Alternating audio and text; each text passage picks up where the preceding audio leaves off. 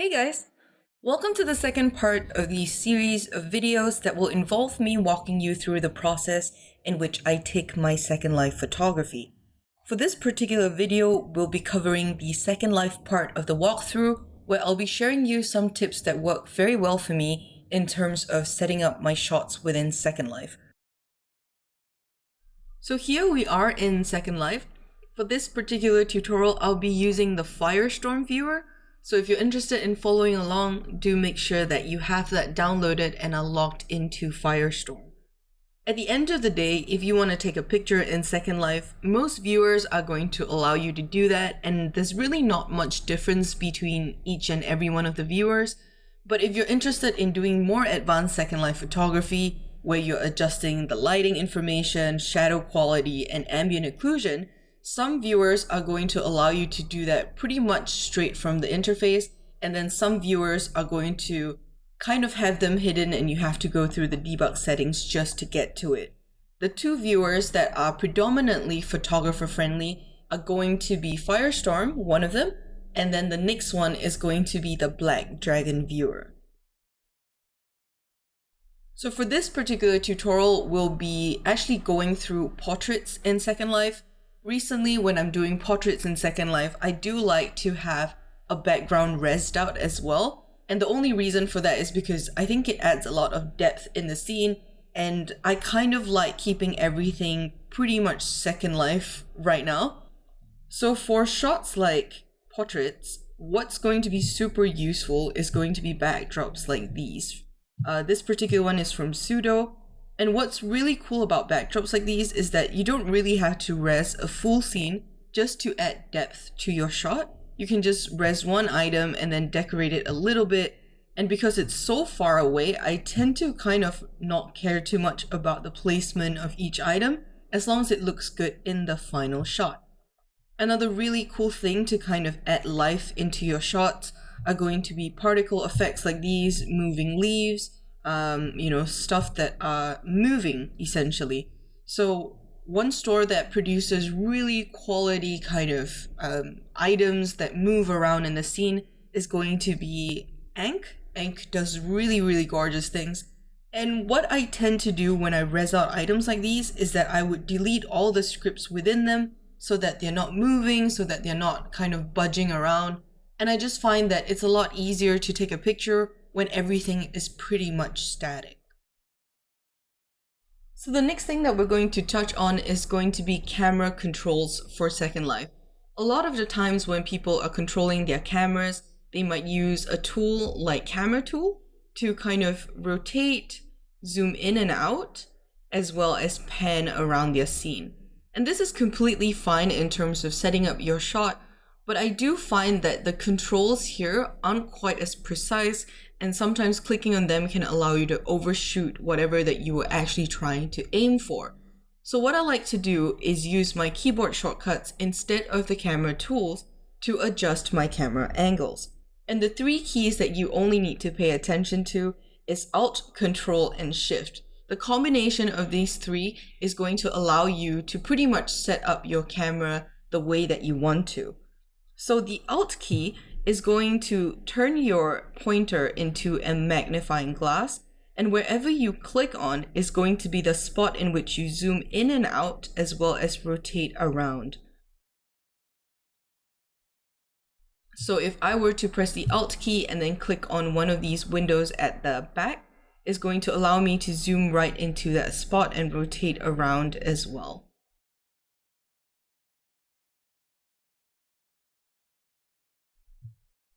So the next thing is going to be Alt and Control. You can see that the pointer now changes into another type, and this is going to allow you to click on any spot and then rotate around that spot.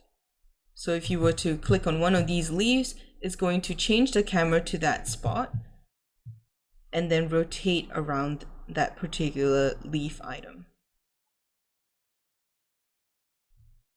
And finally, Alt, Control, and Shift is going to allow you to click on any spot and then pretty much pan left, right, up, and down.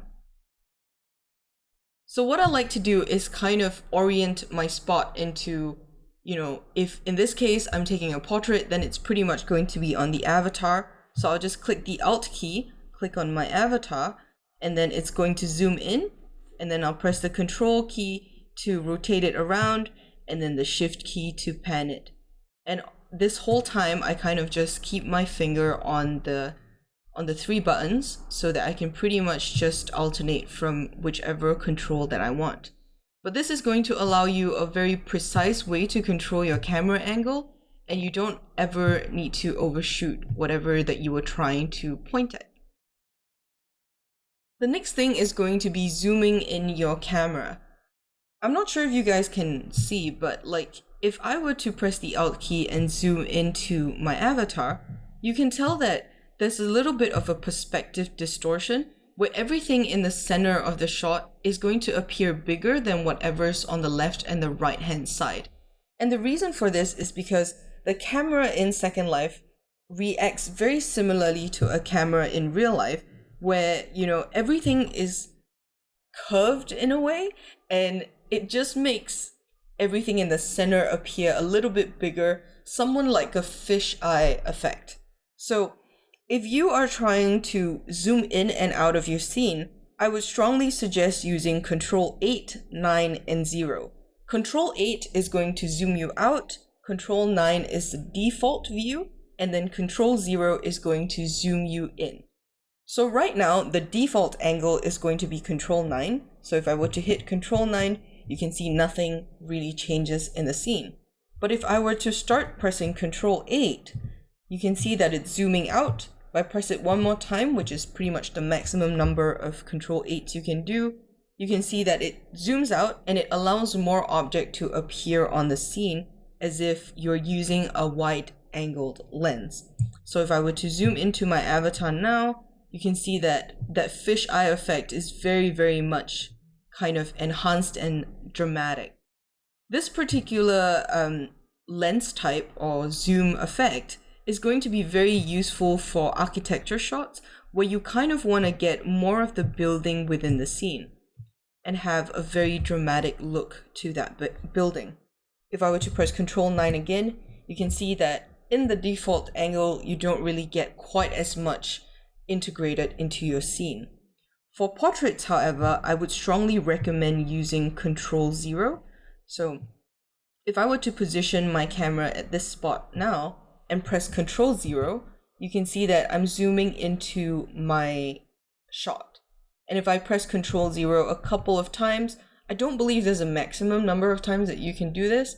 You can see that the more I zoom in, the less of a perspective distortion I get. So in the past, I used to Control 0 about 3 times, and this was pretty much what I use. And you can see that the avatar is no longer really distorted. But recently, what I like to do is Control 0 about 6 to 8 times. So 1, 2, 3, 4, 5. And it's going to allow me to kind of get the avatar pretty much in an orthographic view, and that is really the look that I prefer. Just remember that the more you Control 0, the further away your objects is. What I mean is, right now everything seems to be really close because I've zoomed in, but where the camera is actually positioned is when I press Control 9, this is actually where the camera position is. So what that really means is, when you have your LOD settings set pretty low, if you are using Control 0 a lot of times, some of your objects might start to not show up. And the way you kind of combat that is make sure that you turn on your LOD factor to a really high amount. You can do that by clicking on Quick Preferences, and then make sure that this LOD factor here is set to 4, which is pretty much going to allow you to load everything in your scene.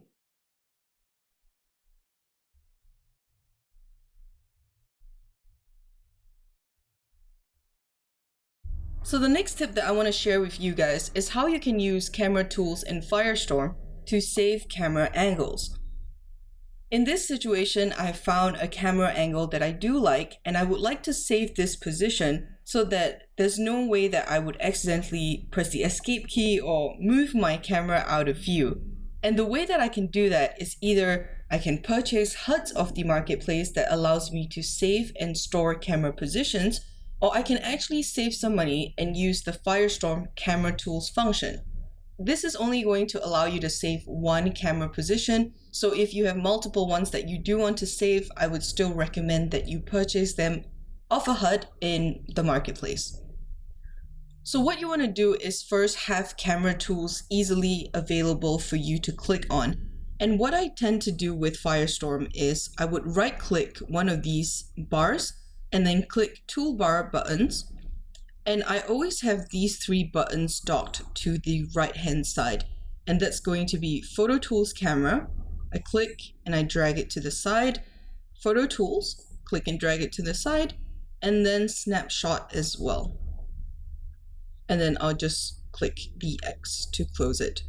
And camera tools is going to be this video camera icon. If you click on it, this little window will pop up. And what you can do to save your camera angles is to use these two buttons here. This button with an I and the down arrow key is going to allow you to save your camera angle. So I'm going to click on this to save this current camera angle. So if I accidentally press the escape key and lose my camera angle, what I do is I just click on the button next to it, which is an I with the up arrow key, and it's just going to snap me back into that position. So this is really useful if you haven't set up your scene completely and you're still moving some items around. Every time you do that, you just click on this button here, and it's going to allow you to see how those items are integrating with the shot that you're trying to take. The next tool that I want to share with you guys is this Animare Hud that I purchased off the marketplace, and I'll be posting a link down below in the description for it. The Animare Hud is what I use to adjust poses that don't really fit the shot that I want. So for example, right now I'm standing on a pose stand. I usually use the Tilly pose stand for all my poses, and then I'm standing on the Marukin pose. What will happen is that the head really isn't turning the way that I want to for this shot, and I would use the Animare Hud to adjust the pose to kind of fit what I want. And this is really useful for any poses that you guys have. If you are like me and you have a shorter avatar, you find that a lot of poses available on the grid isn't going to fit you perfectly. Have the Animare Hud to allow you to adjust your poses, and it's super useful. So what I do here is I just click on the neck ball, and then it's going to allow me to kind of click back and forth to adjust it. And then I can click the head, and then I will kind of adjust that as well. So this is going to be the final pose that I want to use for this shot, and I hope that you guys found this Animare Hud as useful as I did. It's really been a lifesaver for me, and I've been using it for a couple of years now. So at this point, everything is pretty much set up, and I do like to have everything set up because the next part of this picture taking process is going to get very messy in terms of how many windows I have opened up. So it's always a lot more convenient for me when I have everything set up and all I have to control is going to be the lighting information within my scene. So what I have when it comes to windows is I always turn on my camera tools to restore the camera angle whenever I accidentally go out of it. And then I will have my snapshots open so that I can save that snapshot into my hard drive. And then I will have Phototools opened so that I can adjust my advanced lighting models from here. And then I will have my quick preferences open so I can go through my Windlights quickly. And to adjust my Windlights, I will go to World, Environment Editor, Sky Presets, and Edit Presets. And I have these windows open up. So I completely understand that this looks a little bit insane, but on a day-to-day basis, my monitor is actually pretty wide, so I have a lot of room to place all these windows around. For this recording, I have narrowed down my monitor, so it does look a bit cramped, and I do think that most people have kind of narrower monitors, so they don't really have all the space that they need. So the only tip that I can give you is try to set up your scene so that you can have all these windows open up. is just going to make your life a lot easier. When it comes to the settings that I actually use for my photography, I'm not going to go through like in detail what each of the settings mean. I'm just going to show you guys what I have turned on.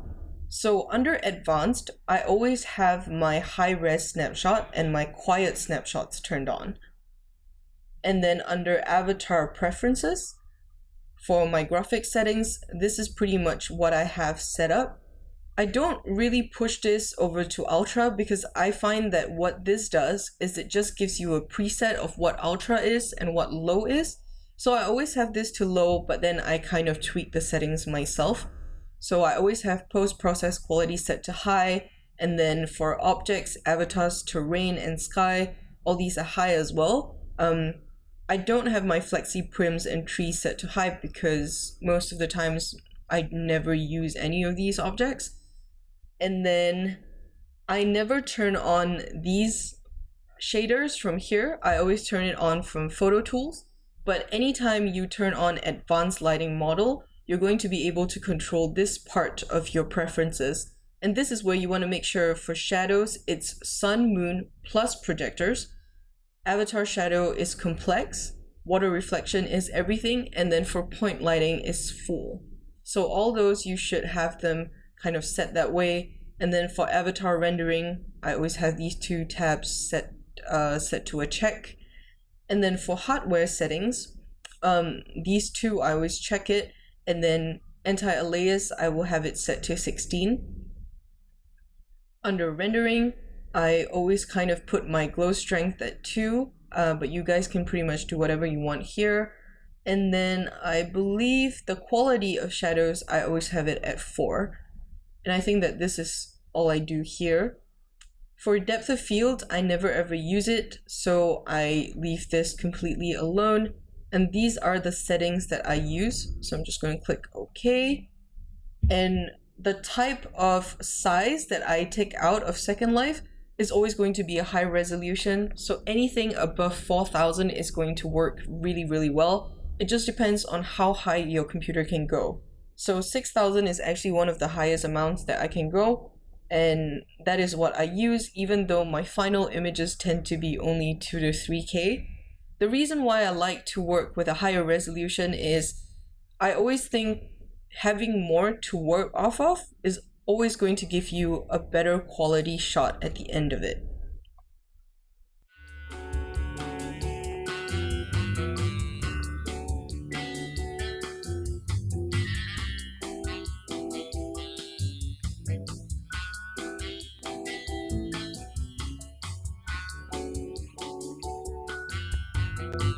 The final settings that we're going to be looking at is going to be the Firestorm Phototools window.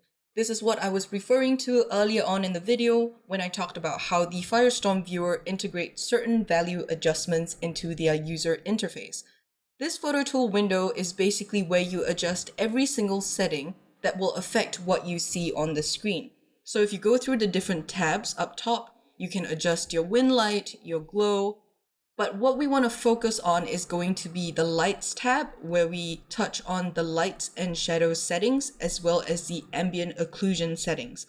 I'm not going to go through each of the sliders and what they do because my graphics card is not quite as powerful, and you might not really see the difference in the slider quality just because it's just not running at its optimum right now. But there's plenty of tutorials online where you guys can kind of see what each of these sliders are going to do to your image and shadows. I also use the Phototools to turn on the advanced lighting model, which basically allows you to see the lighting and shadow information on your screen. How you turn that on is you want to go up here to Enabled Advanced Lighting Model, and we're going to click on that. And even though we have a very flat Windlight right now, you can start to see shading happening around the avatar as well as items in the background. So without this turned on, you're basically operating at a very low quality rendering settings, and it's going to allow you to run your Secondlife quicker, but also not quite as pretty as if you have it turned on. In order to start seeing shadows on the screen, you do have to use a Windlight that isn't quite as flat as this one. So what I'm going to do is navigate to the Windlight right next to this. And you can see that immediately everything changes. And now all we have to do is start to adjust where the sun is positioned in the sky. By default, you can see under your Edit Sky presets, this is the location for this particular Windlight. You can also adjust it in your quick preferences, but I prefer doing it here just because you have the estimated angle to work out of as well. So I'm going to click on the slider and I'm going to move this around, and you can immediately start to see shadows happening around your scene. If you edit your estimated angle, it's going to change that as well. So let's say we like this particular shadow that we're going to use for this image. We're going to try and see if we can smooth out all these jagged edges using Enable Ambient Occlusion. So what ambient occlusion does is that it not only enables the shadow blur and shadow soften to start working, it also allows you to add a little bit of shading around some of the nooks and crannies of each mesh objects. And this is just going to add a sense of depth and realism to every single thing in your scene. So once I clicked on it, you can see a lot of the shadows are now blurred out because of the values up here. So if you kind of want to make the shadows a bit more crisp, you can lower the shadow blur as well as the shadow soften. So these are some ways that you can control the shadow information in your scene.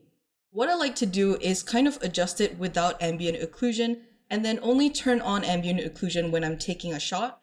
And this will just make the process go a little bit quicker than if I tweak my settings with ambient occlusion, simply because all of that is just really taxing on your computer system. So the next thing that I want to touch on is going to be on projector lights. And in order to do so, I'm going to hop on into a different scene to do a quick projector light tutorial. And I'm going to turn off my ambient occlusion as well to make things a little bit quicker.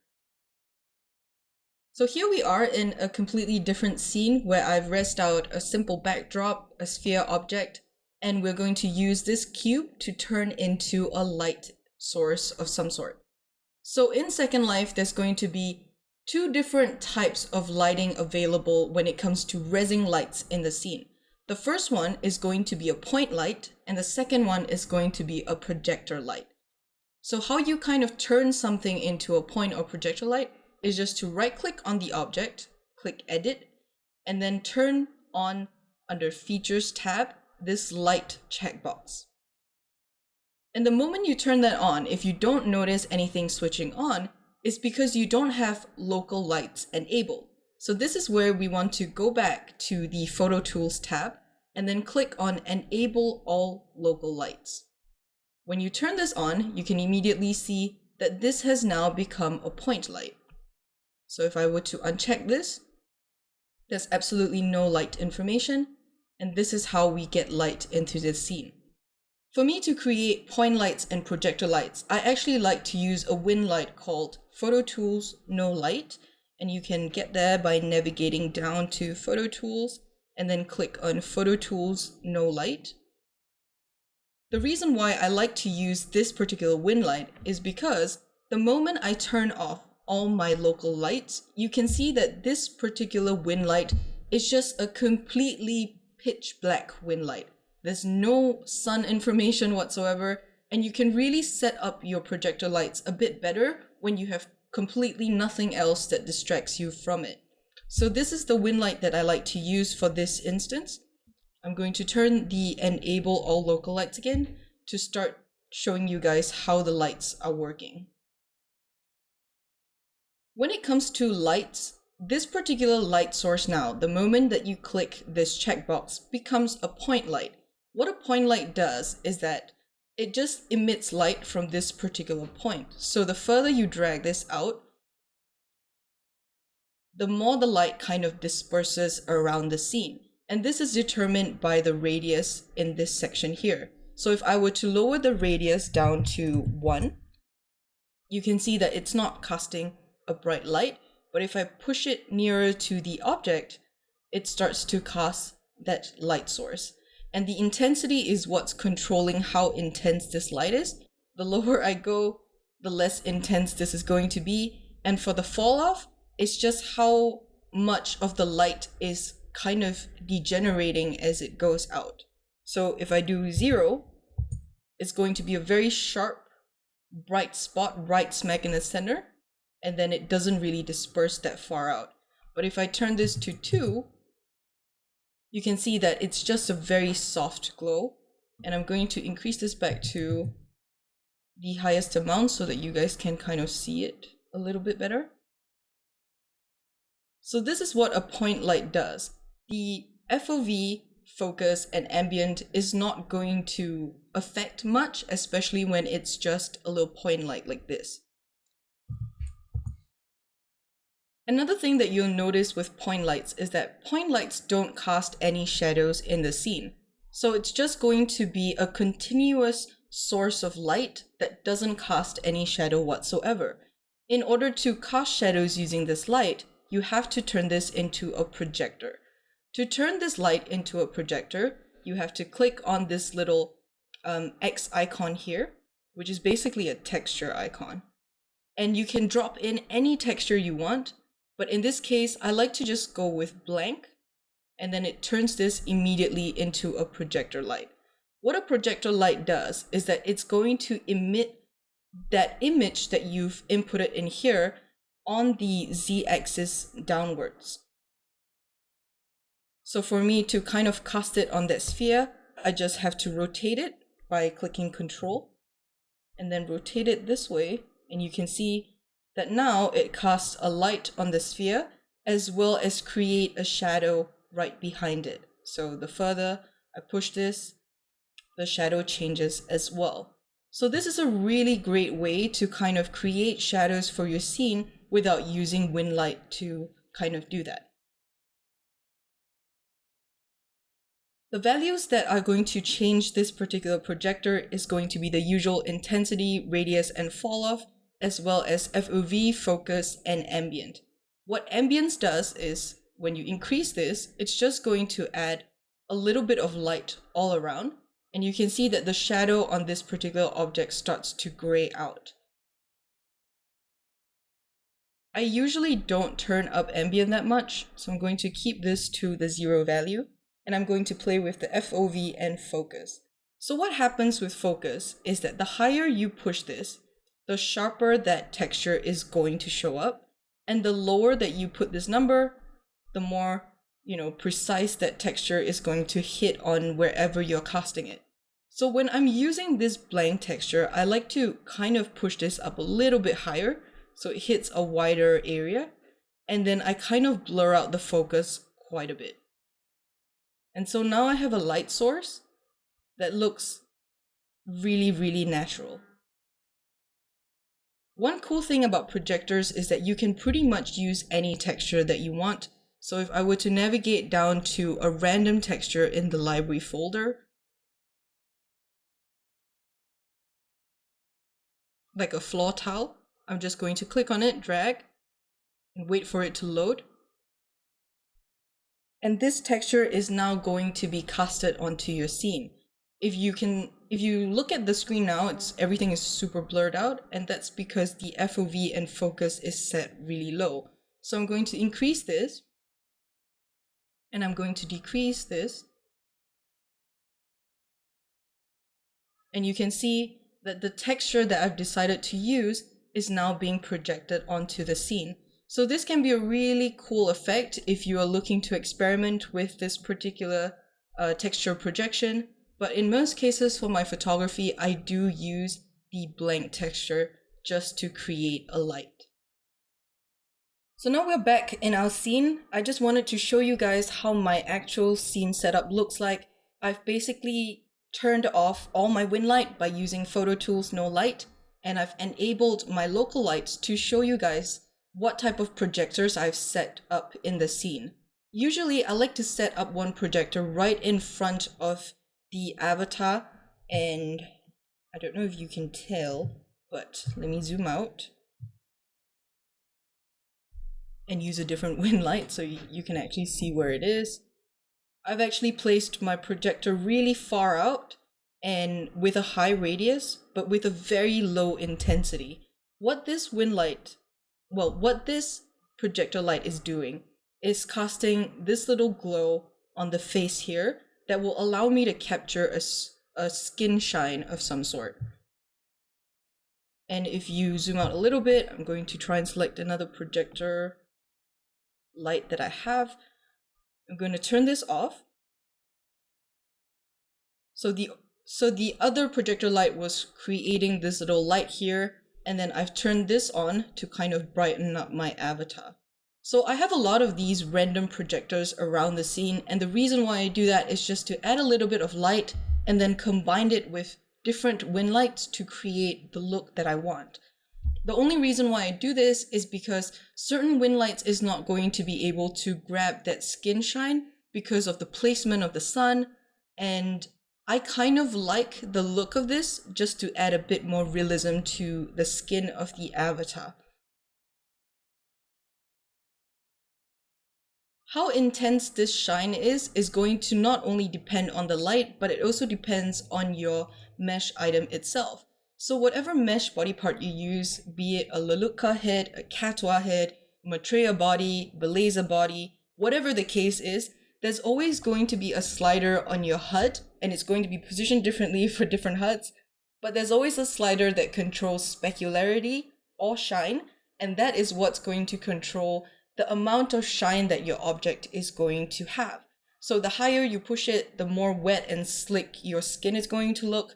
For me, I kind of have it at a very low amount just to add a little bit of shine, but not too much.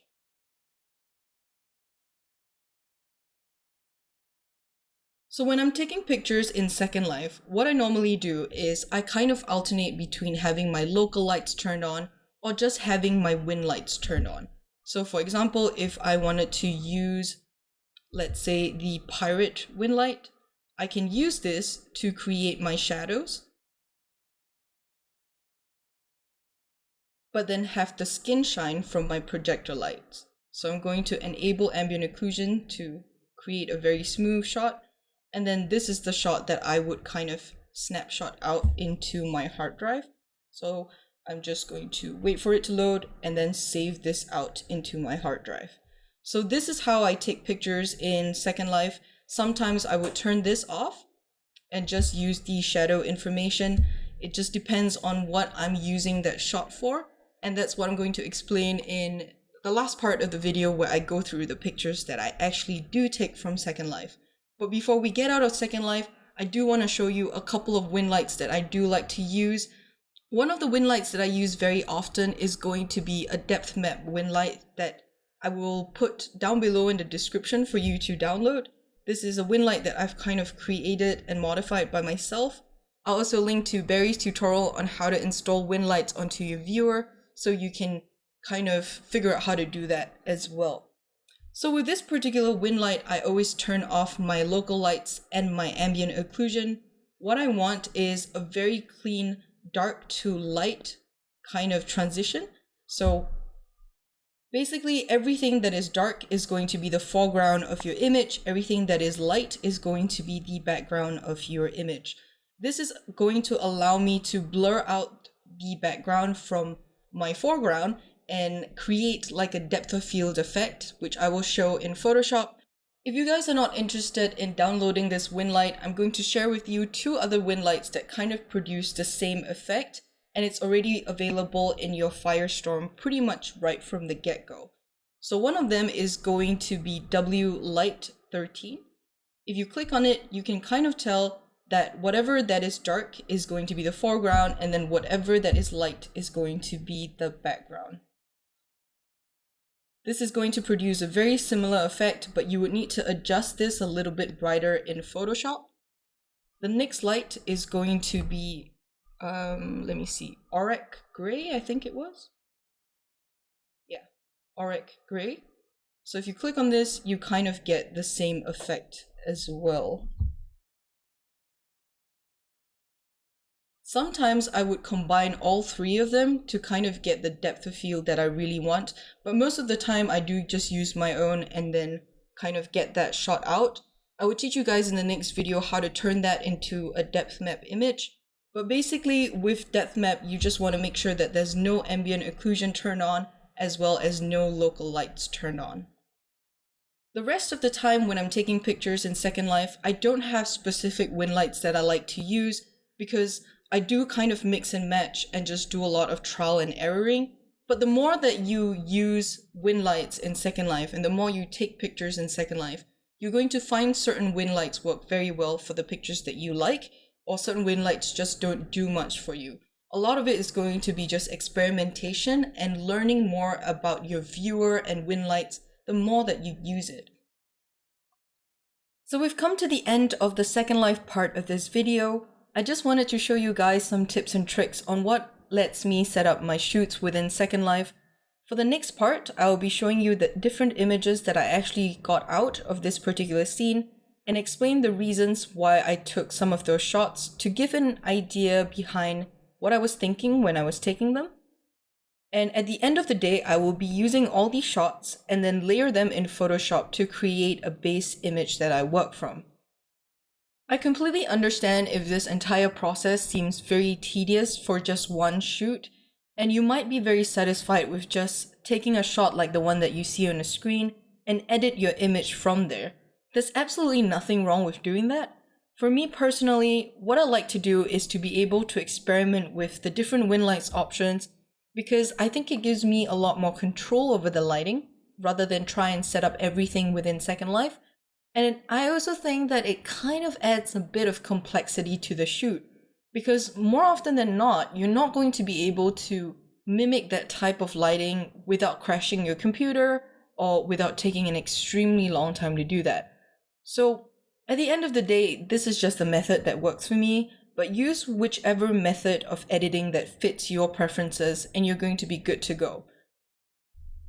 So these are some of the images that I managed to take out from this particular scene. Bear in mind that my monitor is actually a lot wider than the demo that you saw, so a lot of the final images that I took are actually very, very horizontal in nature. If you guys are interested in taking shots like these and you have a narrower computer, what you can do is zoom out a little bit so that you grab a lot more of the scene and then you can start to crop your image in Photoshop to create this horizontal layout. So there are various types of images that I take and use them for different purposes. I'm going to go through each of them to give you an idea of why I take some of these shots. So I have some shots called base type images. For base type images, I use this predominantly to create a base layer in which I'll start to layer lighting information. I always like to start with a fairly dark overall shoot so that the more lights I add above it, it's still not going to wash out from too much highlight. Having a bit of sun information also adds a little bit of warmth that can be lost during the layering process. The second type of images are images that I call screen layers, and the only reason I call them that is because in Photoshop I tend to set its layer properties to screen. But what they do is that they make the image brighter, but I usually take two types of screen layers.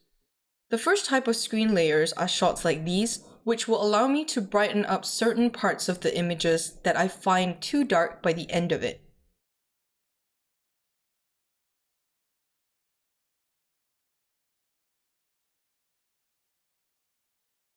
The next type of screen layers are shots which are predominantly darker, and then we have a really bright light kind of surrounding either the subject or the object around the scene. These type of images will allow me to create a subtle rim light effect that you can actually achieve using lights within Secondlife. But rather than spend a really long time adjusting lights, I do like to grab them using wind lights and then have the ability to adjust and control them in Photoshop.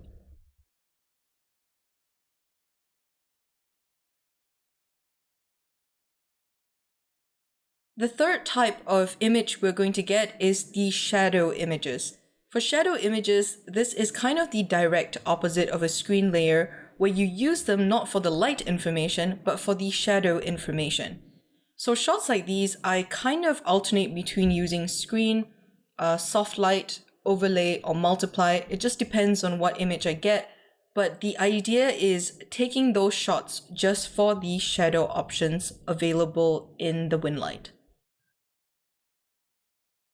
So the rest of these Windlights are going to be pretty miscellaneous. Sometimes I stumble on it by accident, sometimes I actually do go back to it pretty often. One of the ones that I do go back pretty often is this particular one. What I like about it is that it really highlights the outline around the objects of the scene. And using this as an overlay layer right on top of your image is going to create a very hand-drawn quality. So most of my images look almost painted versus an actual photograph, and the reason for that is because of shots like these. If you're interested in black and white photography, sometimes it can be difficult to see what's going to become lighter and darker when you have multiple colors in a scene. So a Windlight like this comes in super useful. Essentially, everything that's red in this picture is going to be brighter, and then everything that's green is going to be darker. And the contrast is so apparent that you can kind of create a black and white shot just by using this particular Windlight. Occasionally, I have shots that I find by accident, like this one, where I really like the color transition from the background to the foreground. I found that very interesting. I might use it, I might not use it, but rather than regret it afterwards, I just take it and save it onto my computer. A shot like this is to create a depth of field effect, not with blurring, but with color. Sometimes when a background is very far away from the foreground, it starts to take on a little bit of a fog or a haze effect, and I really like using shots like these to create that type of effect within Photoshop. So I believe those are the shots that I kind of wanted to highlight to you guys. Those are some shots that I really go back to again and again, sometimes in the variation that you see, or sometimes in a completely different way, but the idea behind why I take those shots are always pretty much the same. We've reached the end of this tutorial section where I show you guys my process within Secondlife. As a final note, the longest time that I spend is usually on setting up the scene and the lights, but once that's done, taking the Windlights actually happens at a very fast pace. The only reason why I can do this very quickly is because I do it very frequently. So my best tip for you is practice, practice, practice, and you're going to find that it goes a lot quicker than you think it does. I hope you found some of these tips useful and implement it in your own photography. At the end of the day, I do think I am predominantly a photo editor versus a photographer, so most of my work will actually occur in the next video where I cover the Photoshop section of this entire walkthrough. I'll see you guys there if you're interested in learning what I do in Photoshop, and I hope you've enjoyed this tutorial.